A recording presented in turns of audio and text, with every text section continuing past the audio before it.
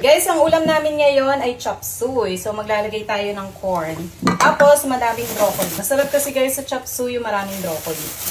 Ayan, meron ako ditong tatlo. Pag nag-chop suey kami guys, nagbablanch muna ako ng gulay para hindi siya malabsang tignan. Buhay na buhay, ganun. Tsaka pantay-pantay yung pagkakaluto.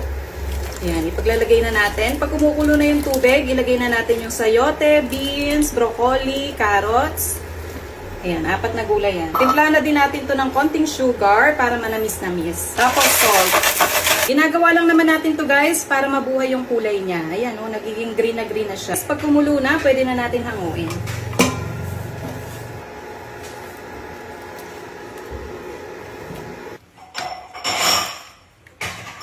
Lalagay din tayo guys ng repolyo, pero ito hindi na to binablanch ha. Lagay lang tayo ng 1 bar ng butter.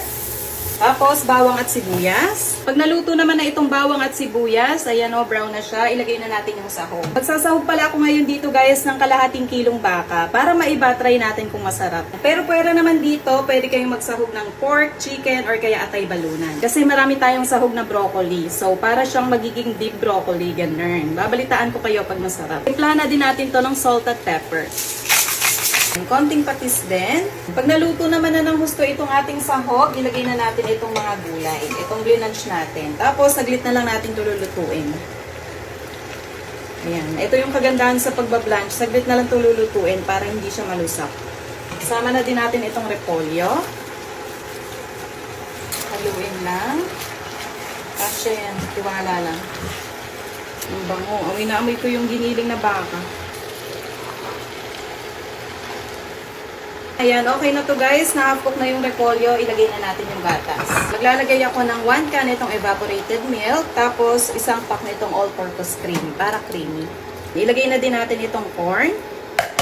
Isang kutsarang sugar. Pakuluin muna natin to bago natin ilagay yung itlog ng pugo. Pag naglagay ko yun ng gatas or kaya gata, huwag niyong tatakpan na para hindi makulta.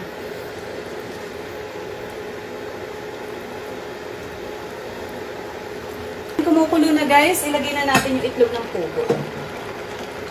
Ayan. Isang kulo na lang to guys at ready to serve na to. Pwede na natin patayin. Pero tikman nyo ha kung ano yung kulang. Pero sa akin, saktong-sakto na yung lasa niya. Napaka-creamy niya. Ang sarap. Lasang-lasa yung ano, yung tawag dito yung beef. Kaya itry nyo din. Masarap pag may beef. Ayan na yung ating chop suey.